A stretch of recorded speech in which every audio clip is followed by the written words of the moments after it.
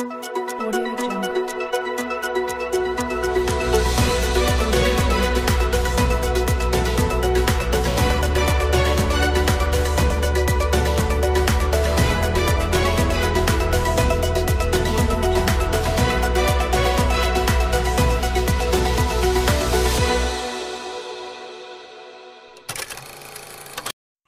Erlangga dilaporkan ke Dewan Etik Golkar usai dukung Prabowo Subianto Capres 2024. Ketua Umum Partai Golkar Erlangga Hartarto dilaporkan ke Dewan Etik Partai atas dugaan pelanggaran berat terhadap anggaran dasar dan anggaran rumah tangga partai lantaran mendukung Prabowo Subianto sebagai Capres.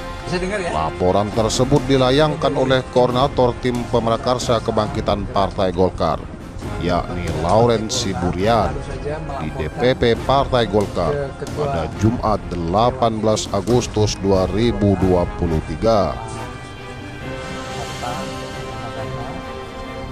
Bahwa Pak Erlangga Hartarto, Ketua Umum Partai Golkar, telah melakukan pelanggaran berat atas konstitusi, yaitu anggaran dasar dan anggaran rumah tangga Partai Golkar.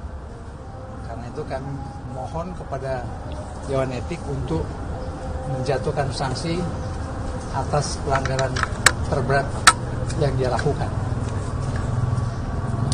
Pelanggaran yang dilakukan itu adalah bahwa Rapimnas Partai Golkar tanggal 22 Maret tahun 2021 memutuskan Pak Erlangga menjadi calon presiden Republik Indonesia dari Partai Golkar pada pemilu 2024 yang akan datang. Jadi Pak Erlangga itu hanya satu, yaitu diputuskan untuk menjadi calon presiden. Tetapi kenyataannya per hari ini dia tidak melaksanakan keputusan Rapimnas, tetapi malah mendukung Capres calon presiden Bapak Prabowo Subianto. Ya. Persoalan dia mendukung dan melakukan koalisi tidak kami permasalahkan sama sekali. Yang kami persoalkan Pak Erlangga yang mengambil sikap seperti itu. Oleh karena itu kami anggap langkah tindakan yang dia tempuh tersebut adalah langkah pribadi, personal, tidak ada kaitan dan urusannya dengan Partai Golkar. Mengapa? Karena tidak pernah dia pertanggungjawabkan hasil Rapimnas yang mencalonkan dia untuk menjadi calon presiden, bahwa dia tidak laksanakan. Harusnya dia harus pertanggungjawabkan dulu di Rapimnas. Jadi karena keputusan Rapimnas, dia pertanggungjawabkan di Rapimnas, kemudian kita robah di sana. Mau mendukung siapa, mau berkoalisi kepada siapa. Tapi dia tidak lakukan. Sehingga langkah yang dia tempuh ini adalah langkah pribadi. Tidak ada kaitan dengan Partai Golkar. Kalaupun dia tanda tangan segala macam itu, tidak ada urusan, tidak ada kaitan. Jadi dia harus bertanggungjawabkan dulu dia punya sikap dan langkah. Dan dia juga, saya kira yang paling penting adalah pelanggaran berat terhadap konstitusi. Kalau dia katakan bahwa dia lakukan itu berdasarkan hasil keputusan Rakernas tanggal 23 Juni yang lalu, itu juga sebuah penyalahgunaan wewenang. Ya, karena menurut pasal 39 ayat 5A anggaran dasar Partai Golkar, Rakernas itu fungsinya adalah menyusun atau mengevaluasi program kerja hasil Munas, tidak mengambil keputusan politik. Keputusan politik itu hanya diambil oleh Munas, Munaslup, dan atau Rapimnas, itu saja. Jadi itu yang kami laporkan. Dalam kesempatan ini kami minta untuk Dewan Etik memproses, dan kebetulan Ketua Dewan Etik mungkin sudah di sini. Nah, Ketua Dewan Etik sudah ada, bisa ditanyakan kepada beliau bagaimana selanjutnya laporan kami tersebut untuk dia proses secepat-cepatnya. Kami minta dalam tempo 7 hari. Dan kami minta menjatuhkan sanksi yang terberat, yaitu memberhentikan saudara Erlangga. Dan karena rekomendasi memberhentikan, maka jalan selanjutnya apabila dia telah diberhentikan yaitu melakukan musyawarah nasional luar biasa. Ya, gitu. Terima kasih.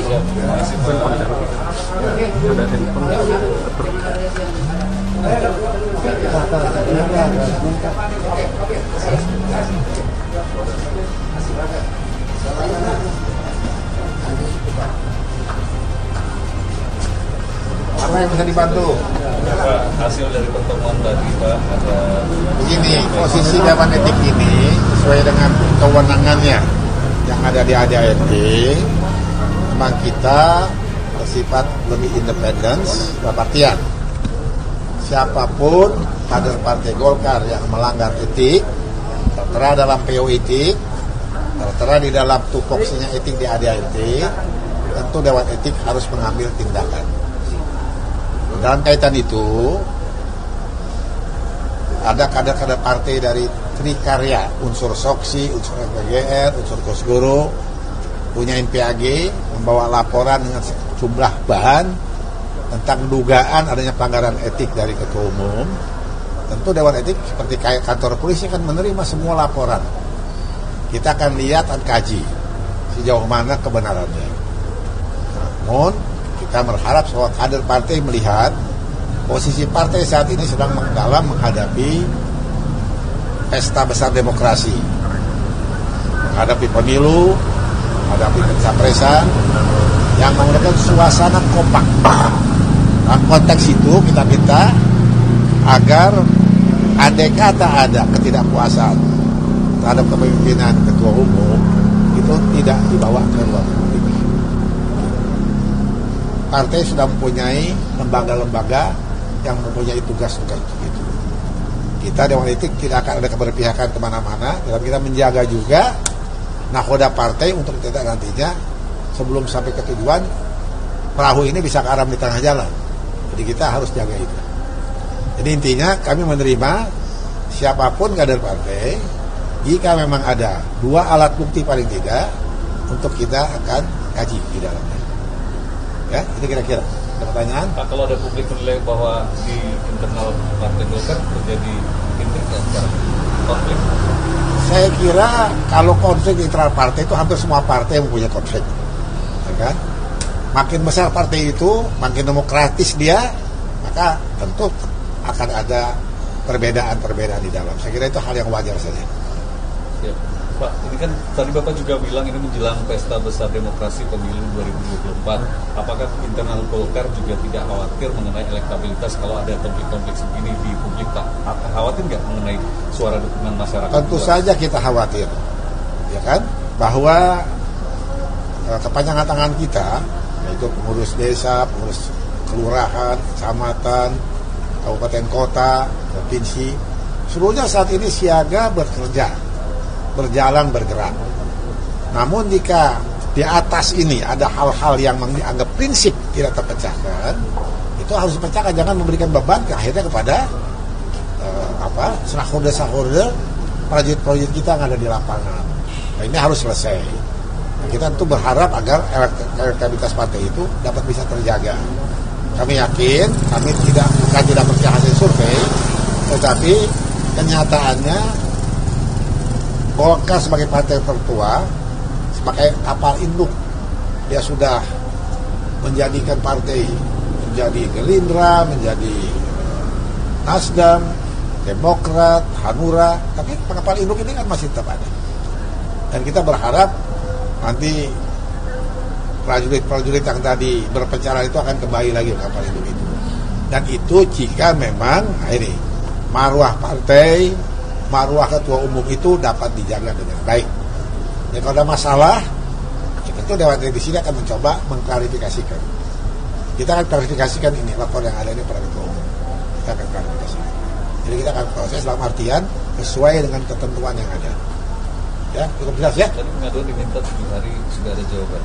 Kita nggak terikat, kita tidak mau ada deadline yang diberikan pada Dewan Etik.